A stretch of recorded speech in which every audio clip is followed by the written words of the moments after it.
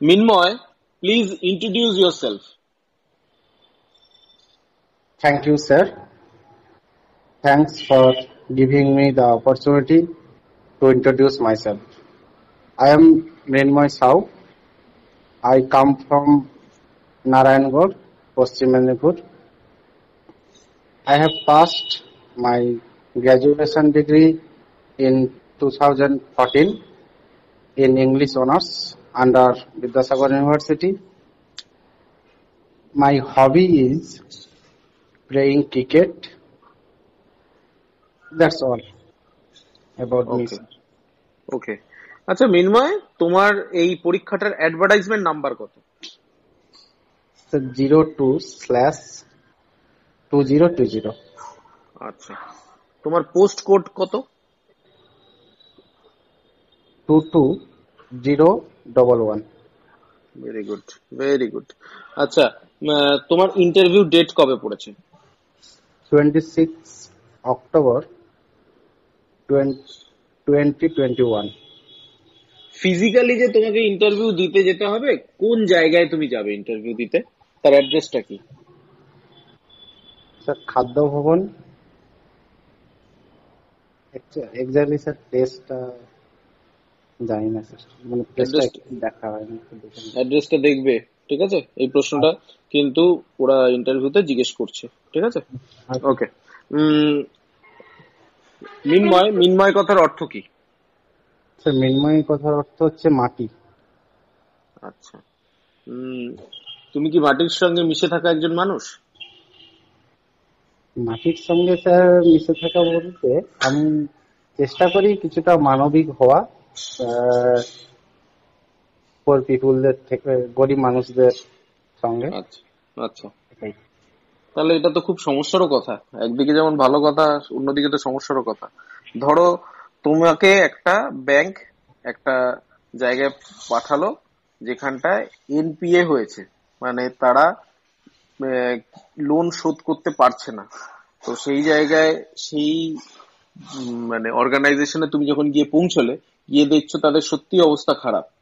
তো সেখানে তুমি কি ব্যাংকের প্রতি দায়বদ্ধ থেকে লোনটা যাতে রিকভার করা হয় সেই বিষয়ে সচেষ্ট হবে, নাকি তোমার নামের মতো তুমি মানবিক হয়ে বা মাটির মানুষ যেরকম তুমি বলছো মানুষকে হেল্প করতে চাও সেরকম হয়ে যাতে তাদের লোনটা মুকুব করে দেওয়া যায় সেই দিকে সচেষ্ট হবে? কি করবে তুমি? Actually sir as an authorised person আমি অবশ্যই চাইবো যে লোনটা যাতে খুব শীঘ্রই তারা মুকুব করে দেয়, শোধ করে দেয়। কিন্তু গিয়ে দেখবো তাদের কন্ডিশন, দিয়ে যতটা তাদেরকে আমার তরফ থেকে অ্যাজ এন অ্যাডমিনিস্ট্রেটর হিসাবে যতটা হেল্প করা যায় অবশ্যই করব। কিন্তু লোনটা যাতে মুকুব করে সেটা তো অবশ্যই আমি তাদেরকে বলবো, মুকুব বলছি সরি, শোধ করে দেয়। আচ্ছা মিনময়, তুমি যে পোস্টটার জন্য অ্যাপ্লাই করেছো এটা জব রোল কি আছে? স্যার এটা হচ্ছে ক্লারিক্যাল ক্যাডার আমার পোস্টটা। এই পোস্টে অফিসিয়াল সমস্ত কাগজপত্র রেডি করা, এটাই সম্ভবত জব রোল। আচ্ছা, আর একটু বেশি ভালো করে উত্তরটা চেয়েছিলাম, যাই হোক পরবর্তী ক্ষেত্রে আমি তোমাকে এটা উত্তর দিয়ে দেবো। আচ্ছা মিনময়, কোঅপারেটিভ ব্যাংক সম্বন্ধে তুমি কি জানো? কোঅপারেটিভ ব্যাংক স্যার একটা কোঅপারেটিভ সোসাইটির আন্ডারে, কোঅপারেটিভ সোসাইটির আন্ডারে একটা ব্যাংক। এটা হচ্ছে সাধারণত রুরাল ইকোনমিকে উন্নত করার জন্য এই ব্যাংকটা প্রতিষ্ঠিত করা হয়েছিল।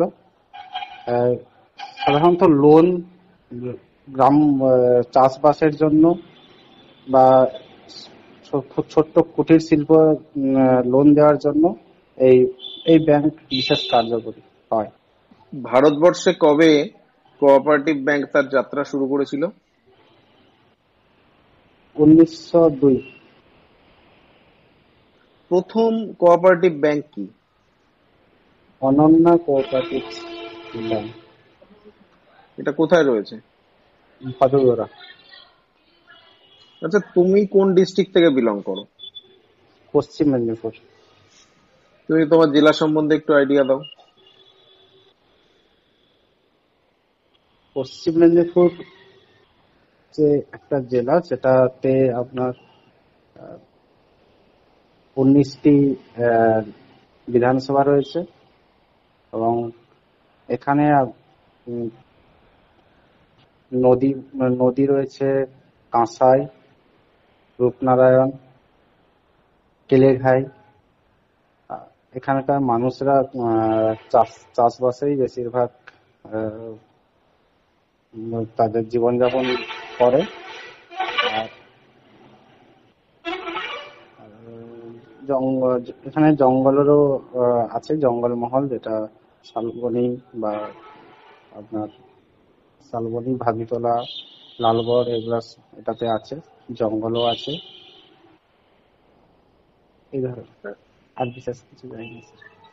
আচ্ছা, তুমি নদ নদীর কথা বললে। আচ্ছা, আহ, তোমার ডিস্ট্রিক্টের হেডকোয়ার্টার কি? মেদিনীপুর। স্বাধীনতা সংগ্রামীদের ক্ষেত্রে মেদিনীপুরের তো একটা বড় ভূমিকা রয়েছে। তো কয়েকজন বিখ্যাত স্বাধীনতা সংগ্রামীদের নাম বলতে পারবে? স্যার ক্ষুদিরাম বসু, পশ্চিম মেদিনীপুরের আহ, ক্ষুদিরাম বসু আছে। আচ্ছা, আর কারোর নাম? আর কারোর নাম মনে পড়ছে না, তাই তো? বিদ্যাসাগর, অ্যাকচুয়ালি বিদ্যাসাগর স্বাধীনতা সংগ্রামী, সকলেই তো। আচ্ছা, বিদ্যাসাগর বিদ্যাসাগর বিদ্যাসাগর তো বেসিক্যালি স্বাধীনতা সংগ্রামী নয়, সমাজ সমাজ সংস্কারক। হুম। আচ্ছা, তুমি বলো তো তোমার সাবজেক্ট কি? ইংলিশ। ইংলিশ। আচ্ছা, তুমি ইংলিশ লিটারেচারে জন কিটসের নাম শুনেছো? হ্যাঁ স্যার। জন কিটসের কয়েকটা লেখার নাম বলো। Poetry of earth, poem, ode to nightingale. আর আচ্ছা, সনেট কি? সনেট হচ্ছে একটা কবিতা যাতে 14টা লাইন থাকে, এবং এটি আচ্ছা। দুটো পার্টে ভাগ থাকে। হুম। একটা পার্ট হচ্ছে প্রথম 8 লাইন হলো অক্টেভ পার্ট, এবং পরের 6 লাইন সেস্টেড পার্ট। আচ্ছা, সলিটারি রিপারটা তোমার পড়া আছে? পড়েছিলাম স্যার। কার লেখা? William Wordsworth. উইলিয়াম ওয়ার্ডসওয়ার্থের অন্য কোনো লেখার নাম জানা থাকলে বলো। উইলিয়াম ওয়ার্ডসওয়ার্থ, আপন ওয়েস্টমিনিস্টার ব্রিজ।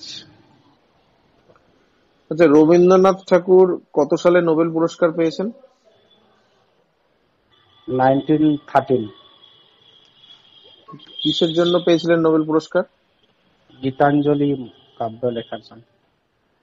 রবীন্দ্রনাথ কি গীতাঞ্জলির জন্য পেয়েছিলেন, না অন্য কিছুর জন্য পেয়েছিলেন? না স্যার, গীতাঞ্জলি। আচ্ছা, তোমাকে এই উত্তরটা আমি সঠিকভাবে দিয়ে দেবো, ঠিক আছে?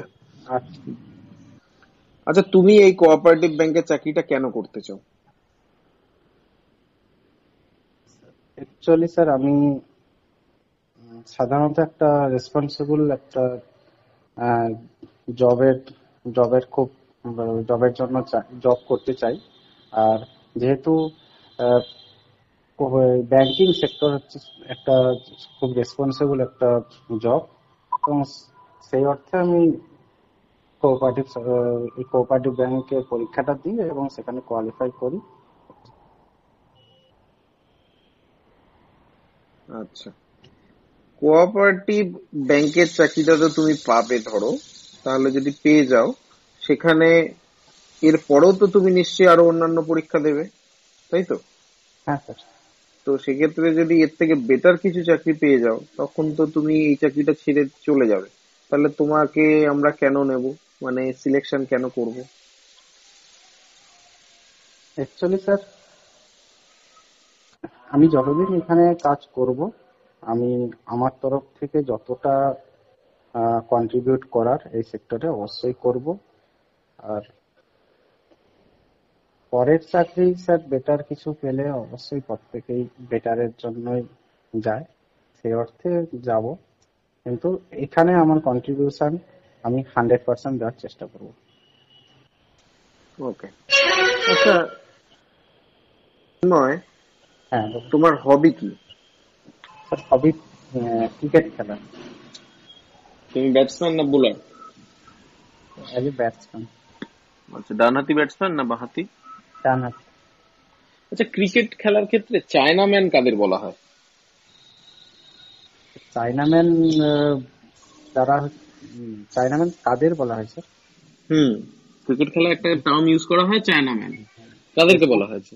যে সমস্ত স্পিন বোলারদের বোলিং অ্যাকশনটা একটু অকওয়ার্ড, একটু আলাদা ধরনের, যেটা বোঝা খুব কঠিন, তার বোলিং অ্যাকশন দেখে সেটা তাদেরকেই চাইনাম্যান বলা হয়।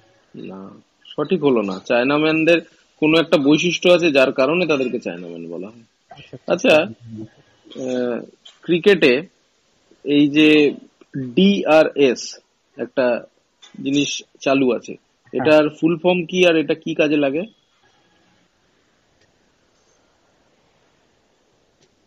ফুল ফর্মটা জানি না, কিন্তু এটা ডিআরএস এর কাজে লাগে।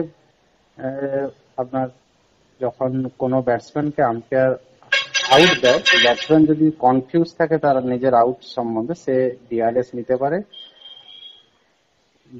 তারপরে তার আউটটাকে আবার একবার ঘুরে, ওই আউটের ডিসিশনটাকে ঘুরে আবার একবার অ্যানালাইসিস করা হয়।